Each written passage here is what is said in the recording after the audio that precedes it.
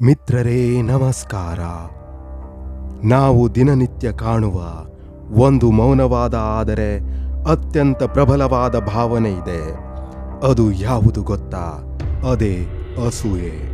ಇದು ಕಣ್ಣಿಗೆ ಅಷ್ಟು ಬೇಗ ಕಾಣಿಸುವುದಿಲ್ಲ, ಆದರೆ ಸಂಬಂಧಗಳನ್ನು ನಿಧಾನವಾಗಿ ಹಾಳು ಮಾಡುತ್ತದೆ. ಕೆಲವರು ತಮ್ಮ ಜೀವನದಲ್ಲಿ ಸಂತೋಷವಾಗಿರುವಂತೆ ನಟಿಸುತ್ತಾರೆ, ಆದರೆ ಒಳಗೆ ಇನ್ನೊಬ್ಬರ ಬೆಳವಣಿಗೆಯನ್ನು ಸಹಿಸಲಾರರು. ಈ ವಿಡಿಯೋದಲ್ಲಿ ನಾವು ಅಸೂಯೆ ಪಡುವ ವ್ಯಕ್ತಿಗಳಲ್ಲಿ ಮಾತ್ರ ಕಾಣಿಸುವ 12 ನಿಜವಾದ ಲಕ್ಷಣಗಳನ್ನು ಮನೋವೈಜ್ಞಾನಿಕವಾಗಿ ಜೀವನದ ಉದಾಹರಣೆಗಳೊಂದಿಗೆ ತಿಳಿದುಕೊಳ್ಳೋಣ. ಈ ವಿಡಿಯೋವನ್ನು ಕೊನೆವರೆಗೂ ನೋಡಿ, ಏಕೆಂದರೆ ಕೆಲವು ಲಕ್ಷಣಗಳು ನಮ್ಮ ಜೀವನದಲ್ಲೂ ಕಾಣಿಸಬಹುದು. ಅದು ನಮ್ಮ ತಪ್ಪಲ್ಲ, ಆದರೆ ಅರಿವು ಅಗತ್ಯ. ಲಕ್ಷಣ 1, ಇನ್ನೊಬ್ಬರ ಯಶಸ್ಸು ನೋವು ನೀಡುವುದು. ಅಸೂಯೆ ಪಡುವ ವ್ಯಕ್ತಿಗೆ ಇನ್ನೊಬ್ಬರ ಯಶಸ್ಸು ಸಂತೋಷ ಕೊಡದು, ಬದಲಿಗೆ ಅಸಹನೆ ಉಂಟು ಮಾಡುತ್ತದೆ. ಸ್ನೇಹಿತನಿಗೆ ಪದೋನ್ನತಿ ಸಿಕ್ಕಾಗ ಅಥವಾ ಪರಿಚಿತನಿಗೆ ಹೆಸರು ಬಂದಾಗ ಅವರು ಮೇಲ್ಮೆಯಲ್ಲಿ ಅಭಿನಂದಿಸುತ್ತಾರೆ, ಆದರೆ ಒಳಗೆ ಒಂದು ಅಸಹಜ ಸುಡುವ ಭಾವನೆ ಇರುತ್ತದೆ. ಇದು ನನಗೆ ಏಕೆ ಸಿಗಲಿಲ್ಲ ಎಂಬ ಆಂತರಿಕ ಪ್ರಶ್ನೆಯಿಂದ ಹುಟ್ಟುತ್ತದೆ. ಈ ಪ್ರಶ್ನೆಯೇ ಅಸೂಯೆ ಮೊದಲ ಬೀಜ. ಲಕ್ಷಣ 2, ಹೋಲಿಕೆ ಮಾಡುವ ಅಭ್ಯಾಸ. ಅಸೂಯೆ ಪಡುವ ವ್ಯಕ್ತಿ ಸದಾ ತನ್ನ ಜೀವನವನ್ನು ಇನ್ನೊಬ್ಬರೊಂದಿಗೆ ಹೋಲಿಸುತ್ತಾನೆ. ಅವನ ಮನೆ ದೊಡ್ಡದಾ? ಅವಳಿಗೆ ಹೆಚ್ಚು ಗೌರವ ಇದೆಯಾ? ನನಗಿಂತ ಅವನು ಮುಂದೆ ಹೇಗೆ ಹೋದ?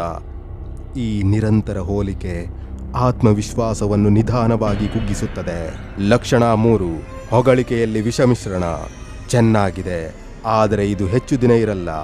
ಇಂತಹ ಮಾತುಗಳು ಅಸೂಯೆಯ ಸ್ಪಷ್ಟ ಲಕ್ಷಣ. ಹೊಗಳುವಂತೆ ಕಾಣುವ ಮಾತಿನಲ್ಲಿ ಕೂಡ ಅವರು ನೆಗೆಟಿವಿಟಿಯನ್ನು ಸೇರಿಸುತ್ತಾರೆ. ಇದು ಬಹಳ ಸೂಕ್ಷ್ಮವಾದ ಆದರೆ ಅಪಾಯಕಾರಿಯಾದ ಲಕ್ಷಣವಾಗಿದೆ. ಲಕ್ಷಣ 4, ಇತರರ ತಪ್ಪುಗಳಲ್ಲಿ ಸಂತೋಷ. ಯಾರಾದರೂ ತಪ್ಪು ಮಾಡಿದರೆ ಅಥವಾ ವಿಫಲರಾದರೆ ಅಸೂಯೆ ಪಡುವ ವ್ಯಕ್ತಿಗೆ ಅಂತರಂಗದಲ್ಲಿ ಒಂದು ವಿಚಿತ್ರ ತೃಪ್ತಿ ಉಂಟಾಗುತ್ತದೆ. ಅವರು ಹೊರಗೆ ವಿಷಾದ ತೋರಿಸಿದರೂ ಒಳಗೆ ನಾನೊಬ್ಬನೇ ಅಲ್ಲ ಎಂಬ ಸಮಾಧಾನ ಪಡೆಯುತ್ತಾರೆ. ಲಕ್ಷಣ 5, ಬೆನ್ನಿಗೆ ಮಾತನಾಡುವುದು. ಅಸೂಯೆ ನೇರವಾಗಿ ಎದುರು ಹೇಳಲು ಧೈರ್ಯ ಕೊಡದು, ಆದರೆ ಅದು ಬೆನ್ನಿಗೆ ಮಾತನಾಡುವ ಅಭ್ಯಾಸವಾಗಿ ಹೊರಹೊಮ್ಮುತ್ತದೆ. ಒಬ್ಬರ ಹೆಸರು ಕೆಡಿಸುವುದು, ಅವರ ಸಾಧನೆಯನ್ನು ಕಡಿಮೆ ತೋರಿಸುವುದು, ಇವೆಲ್ಲ ಅಸೂಯೆಯ ಉಪಲಕ್ಷಣಗಳು. ಲಕ್ಷಣ 6, ಪ್ರಶಂಸೆಯನ್ನು ಸಹಿಸದಿರುವುದು. ಇನ್ನೊಬ್ಬರನ್ನು ಯಾರಾದರೂ ಹೊಗಳಿದಾಗ ಅಸೂಯೆ ಪಡುವ ವ್ಯಕ್ತಿ ಸಹಜವಾಗಿ ಮೌನವಾಗುತ್ತಾರೆ. ಅಸೂಯೆ ಪಡುವ ವ್ಯಕ್ತಿ ಅಸಹಜವಾಗಿ ಮೌನವಾಗುತ್ತಾನೆ ಅಥವಾ ವಿಷಯ ಬದಲಾಯಿಸುತ್ತಾನೆ. ಕೆಲವೊಮ್ಮೆ ಅವನು ಆ ಹೊಗಳಿಕೆಯನ್ನು ತಿರಸ್ಕರಿಸಲು ಕಾರಣ ಹುಡುಕುತ್ತಾನೆ. ಲಕ್ಷಣ 7, ಸದಾ ಟೀಕೆ ಮಾಡುವ ಮನಸ್ಥಿತಿ. ಅಸೂಯೆ ಪಡುವವರಿಗೆ ಎಲ್ಲದಲ್ಲೂ ತಪ್ಪು ಕಾಣಿಸುತ್ತದೆ. ಅವರ ಬಟ್ಟೆ ಸರಿಯಿಲ್ಲ, ಅವರ ಮಾತು ನಕಲಿ, ಅವರ ಯಶಸ್ಸು ಅದೃಷ್ಟದಿಂದ. ಈ ಟೀಕೆಗಳು ಅವರ ಒಳಗಿನ ಅಸಮಾಧಾನವನ್ನು ಮರೆಮಾಚುವ ಪ್ರಯತ್ನವಾಗಿದೆ. ಲಕ್ಷಣ 8, ನಕಲಿ ಸ್ನೇಹ. ಅಸೂಯೆ ಪಡುವ ವ್ಯಕ್ತಿ ಸ್ನೇಹಿತರಂತೆ ಕಾಣಬಹುದು, ಆದರೆ ಅವರು ನಿಮ್ಮ ಪ್ರಗತಿಯನ್ನು ಹೃದಯಪೂರ್ವಕವಾಗಿ ಬಯಸುವುದಿಲ್ಲ. ಅವರು ನಿಮ್ಮ ಬಳಿ ಮಾಹಿತಿ ಸಂಗ್ರಹಿಸುತ್ತಾರೆ, ಸಹಾಯ ಮಾಡುವಂತೆ ನಟಿಸುತ್ತಾರೆ, ಆದರೆ ಒಳಗೆ ಸ್ಪರ್ಧೆ ನಡೆಯುತ್ತಿರುತ್ತದೆ. ಲಕ್ಷಣ 9, ನಿಮ್ಮ ಬೆಳವಣಿಗೆಯನ್ನು ತಡೆಯುವ ಪ್ರಯತ್ನ. ಇದು ನಿನಗೆ ಸೂಕ್ತವಲ್ಲ, ಇದರಲ್ಲಿ ಮುಂದೆ ಹೋಗುವುದಕ್ಕೆ ಕಷ್ಟ. ಈ ಮಾತುಗಳು ನಿಮ್ಮ ರಕ್ಷಣೆಗಲ್ಲ, ನಿಮ್ಮ ಬೆಳವಣಿಗೆಯನ್ನು ತಡೆಯಲು. ಅಸೂಯೆ ಪಡುವವರು ನಿಮ್ಮ ಆತ್ಮವಿಶ್ವಾಸ ಕುಗ್ಗಿಸಲು ಪ್ರಯತ್ನಿಸುತ್ತಾರೆ. ಲಕ್ಷಣ 10, ನಿಮ್ಮ ಸಂತೋಷಕ್ಕೆ ಮೌಲ್ಯ ಕೊಡದಿರುವುದು. ನೀವು ಖುಷಿಯಾಗಿರುವಾಗ ನಿಮ್ಮ ಸಾಧನೆ ಹಂಚಿಕೊಂಡಾಗ ಅವರು ಅದನ್ನು ಸಣ್ಣದಾಗಿ ತೋರಿಸುತ್ತಾರೆ, ವಿಷಯವನ್ನು ತಕ್ಷಣ ತಮ್ಮ ಕಡೆಗೆ ತಿರುಗಿಸುತ್ತಾರೆ. ಲಕ್ಷಣ 11, ಒಳಗಿನ ಖಾಲಿತನ ಮತ್ತು ಅಸಮಾಧಾನ. ಅಸೂಯೆ ಪಡುವ ವ್ಯಕ್ತಿ ಬಹುಪಾಲು ತನ್ನ ಜೀವನದಿಂದಲೇ ಸಂತೃಪ್ತನಾಗಿರುವುದಿಲ್ಲ.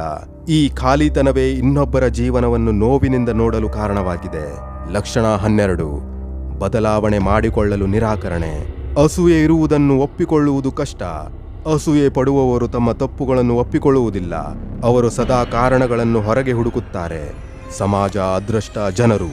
ಅಸೂಯೆಯಿಂದ ಹೊರಬರುವ ಮಾರ್ಗಗಳು: ಹೋಲಿಕೆ ಬಿಟ್ಟು ಪ್ರಗತಿ ಮೇಲೆ ಗಮನ, ಕೃತಜ್ಞತೆಯ ಅಭ್ಯಾಸ, ಸ್ವಂತ ಗುರಿಗಳನ್ನು ಸ್ಪಷ್ಟಪಡಿಸಿಕೊಳ್ಳುವುದು, ಇನ್ನೊಬ್ಬರ ಯಶಸ್ಸಿನಿಂದ ಪ್ರೇರಣೆ ಪಡೆಯುವುದು.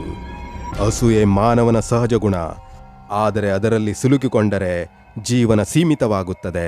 ಕೊನೆಯದಾಗಿ ಹೇಳುವುದೇನೆಂದರೆ, ಈ 12 ಲಕ್ಷಣಗಳಲ್ಲಿ ಕೆಲವು ನಿಮ್ಮಲ್ಲೂ ಕಂಡರೆ ಭಯಪಡಬೇಡಿ.